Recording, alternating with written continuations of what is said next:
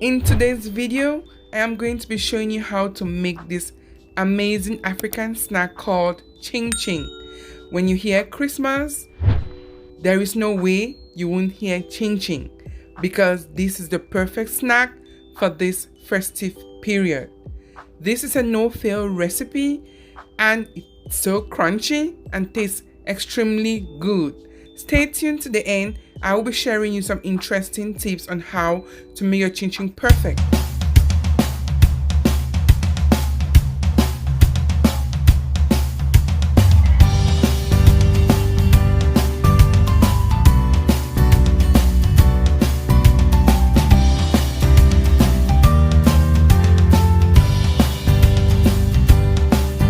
Welcome back to my YouTube channel. If you're here for your first time, hello and welcome. These are the ingredients we are going to be using to make this ching ching. First, we will begin by sieving 4.5 cups of flour. You want to do this because you want to get any particles out, any rough sides out of the flour. You want a perfect clean flour to work with.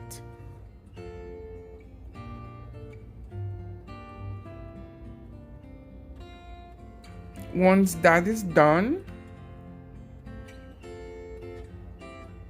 I will set that aside and move to my wet ingredients.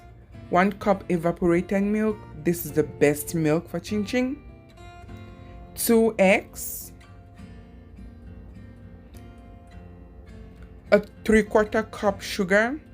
You can go to 1 if you want, if you're on the high sweet side of sugar. So once we've put these ingredients together, using a spoon, I just mix and then continue with the dry ingredients. So I will be using 1 cup of butter and I'll be adding it onto the flour. Either 1 cup of butter or 2 sticks of butter.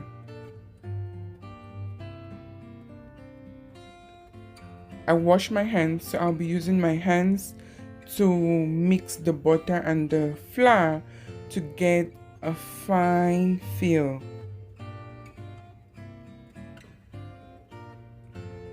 Just watch as I do this. Now I'll be adding 1 teaspoon baking powder,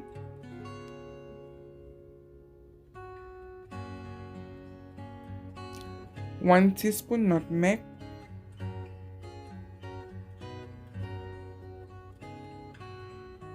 1 teaspoon salt. So while pouring the salt, some poured already in the flour mixture, so I had to return the rest back in the salt container. 2 teaspoons of lemon zest. This helps to make the nutmeg taste a lot better. It takes the whole aroma to a different level. So once I put all this, I mix, and then I start slowly adding the wet ingredients onto the dry ingredients, and I continue to mix with my hands.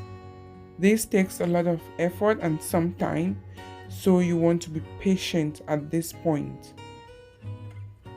So I've poured in all the rest of the wet ingredients onto the mixture in the bowl, and I'll continue to knead.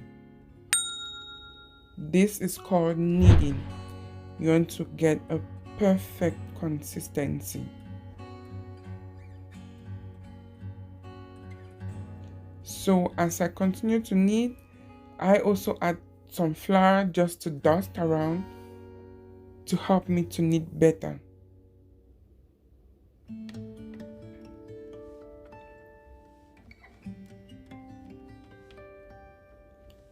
I had a little amount of wet ingredient left in the cup, so I just poured that in. I want to make sure I use everything, and I continue to knead. At this point in time, what you can do is you can take it out of the bowl and knead on the surface, but I was comfortable kneading in the bowl, so that is fine. Make sure you knead so well At some point I got tired, I rested, and I continued to knead. Once I was satisfied, I set this in the fridge for about 15 minutes. This helps to make everything set. So I took that out of the fridge. I divided into 4 balls and I started to roll. Before rolling, I dusted the surface of my working mat, and using a pizza cutter, I cut them to a desired shape or desired size. And using a knife, I will just go to what I want, get the shape I want. If you had a pizza machine, you could use that, but I don't have a pizza machine, so I'll just go with a knife. And it was easy to do. No stress, easy going. I hope you're loving what you're seeing this far. Please comment in the comment section ching ching and let me know if you've already fried your ching ching for the festive period. Let me know if this is something you're going to be trying, if I added something that you've not used before, if I shared something that you've never heard before. Let me know in the comment section. Let's chat. And if you haven't subscribed, please do subscribe. Don't only watch. I share amazing recipes every week, so please always come back to watch.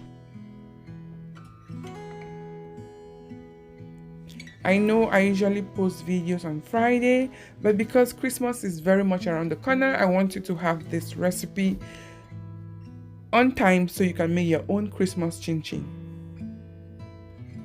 So still using the pizza cutter, I decided to do a different shape. So before I made the chin chin, I cut the chin chin longer, but this time around I'm going to be creating something like a square effect, just using a pizza cutter.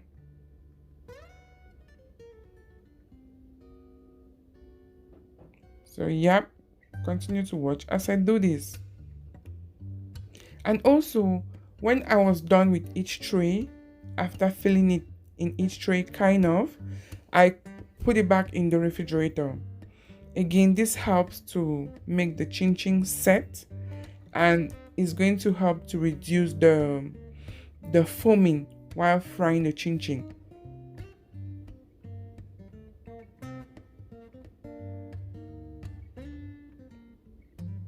So continue to watch as I do this. How ready are you for Christmas? Let me know. Are you excited? Because it is the most wonderful time of the year. So I'll be trying another shape again this time around.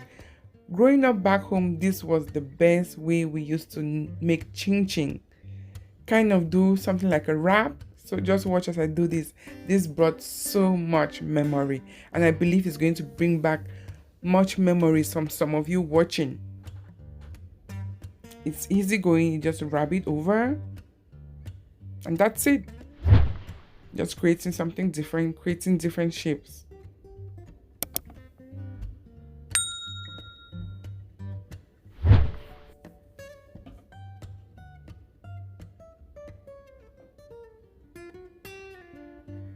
Yep.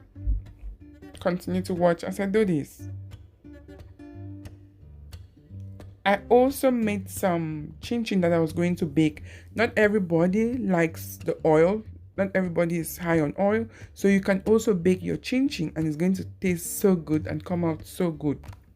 So I heated the oil on high for about 10 minutes. And once that was ready, I lowered the heat to about between medium and high. And I started frying. In frying, make sure you put little quantity at a time. Do not overcrowd the pot. Overcrowding the pot is the reason why you end up having lots of foam. So take your time, fry in small batches to avoid over foaming.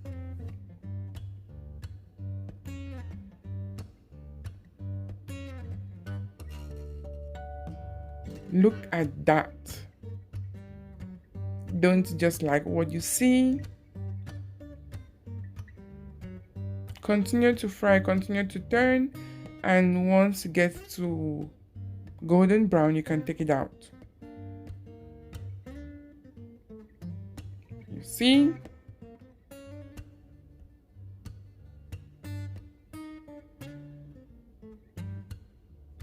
What are your plans for Christmas Day? Are you having guests come over? Are you visiting other family and friends? What are your plans? Are you done Christmas shopping? Are you the type that goes all out to get all kinds of gifts? Just let me know in the comment section, how prepared are you for this Christmas? And what about New Year? As you get ready for Christmas, you also have to think of how your New Year is going to be. And at the end of the day, we commit the year to the hands of the Lord. Let's continue to fry the ching ching. And if you have watched to this point, I am so grateful. Just continue to watch. There is so much to learn.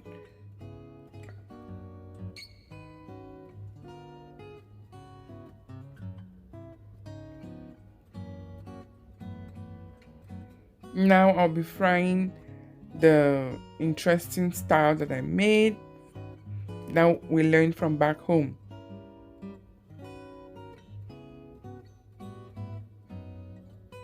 At some point, when you feel like your oil is becoming very foamy, because again, you cannot avoid the foam as a result of the flour and the butter that is in the ching ching mixture, you cannot avoid foaming. But there are ways to reduce the foaming, which I've already explained. Do not overcrowd the pot.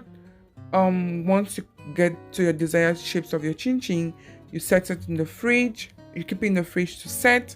So this helps to reduce foaming. Sometimes you can fry to the end without changing your oil. But at some point, if you feel like the foaming is too much, you can just change the oil. So I was done frying, and now I decided to bake a little quantity of the chin chin just to show you that this is also something you can do, and this is something you can incorporate if you don't like oil. So I just put that in the oven, which was set at 350 degrees Fahrenheit, and I was constantly checking, constantly turning, constantly moving around so it doesn't get burnt or too brown. So that didn't take long. I was done.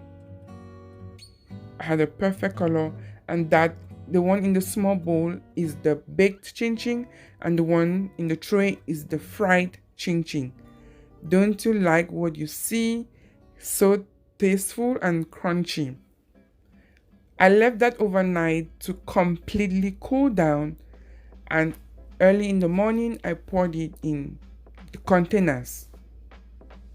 This is perfect for storing.